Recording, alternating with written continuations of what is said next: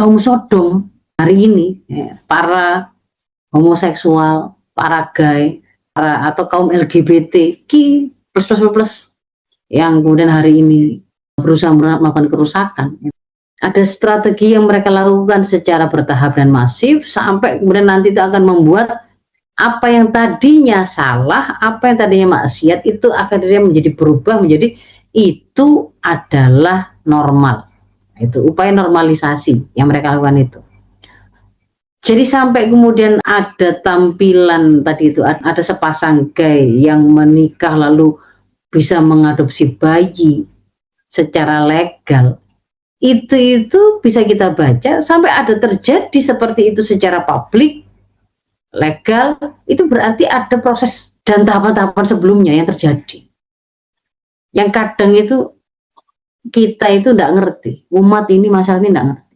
Jadi yang pertama, mereka masuknya itu melalui upaya untuk merubah cara berpikir, logika, dan pemahaman. Yang pertama kali yang mereka pakai itu adalah pemilihan diksi dan bahasa.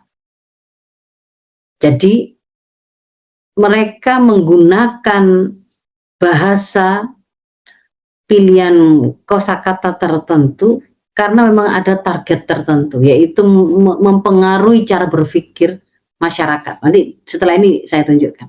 Tahap satu itu mengubah istilah, menggunakan bahasa untuk merubah pemikiran. Itu nomor satu. Yang kedua, tidak sekedar pemikirannya yang diajak untuk berubah, yang tadinya itu menganggap itu salah itu menganggap itu menjadi benar atau baik.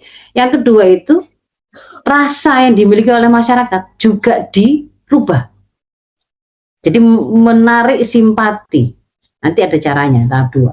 Lalu yang ketiga, sampai ketika kemudian pemikiran itu sudah berubah, rasa itu juga sudah, yang tadinya itu benci, yang tadinya itu kok gitu, akhirnya ya kasihan, ya nggak apa-apa, ya sudahlah wong itu.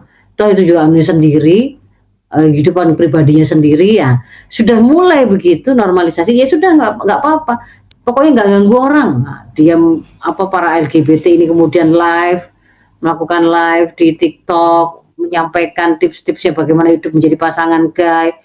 Mereka ikut hadir, mereka ikut nge-give, mereka ikut tap love, mereka ikut share. Bahkan kemudian ketika ada itu kemarin influencer yang asal dari Indonesia yang sekarang jadi pasangan gay di Jerman kalau nggak salah, dia mau melakukan roadshow, ada banyak ibu-ibu yang sudah nunggu-nunggu roadshow itu. Nah itu namanya sudah normalisasi. Yang berikutnya setelah kemudian masyarakat itu sudah merasa itu biasa, itu normal, itu nggak salah, masuklah mereka pada tahapan perayaan, merayakan itu tuh mereka muncul di ruang publik, show off dalam bentuk siar-siar, ya. Misalkan ada Month of Pride, biasanya itu bulan Juni, perayaan kaum gay secara internasional, itu kan biasanya dilakukannya kan di bulan Juni akhir, ada kalanya mundur ke Juli, Agustus sampai September. Itu biasanya di sini. Nanti orang misalkan hari ini di mana, di San Francisco, sekarang di Washington, dari seluruh dunia para gay itu kemudian berkumpul membawa bendera pelangi, di shoot secara publik, di live streaming kan, mereka lalu show off di situ, ya berciuman, ya melakukan tindakan mesum di publik seperti pamer kekuatan, ya. Mereka merayakan itu. Dan yang terakhir, nah sekedar mereka merayakan, dia akan masuk ke ranah hukum, mempengaruhi kebijakan, akan menjadikan itu sebagai sesuatu yang legal, dan kalau ada yang menolaknya, maka juga mereka siapkan peraturan untuk melakukan pembungkaman.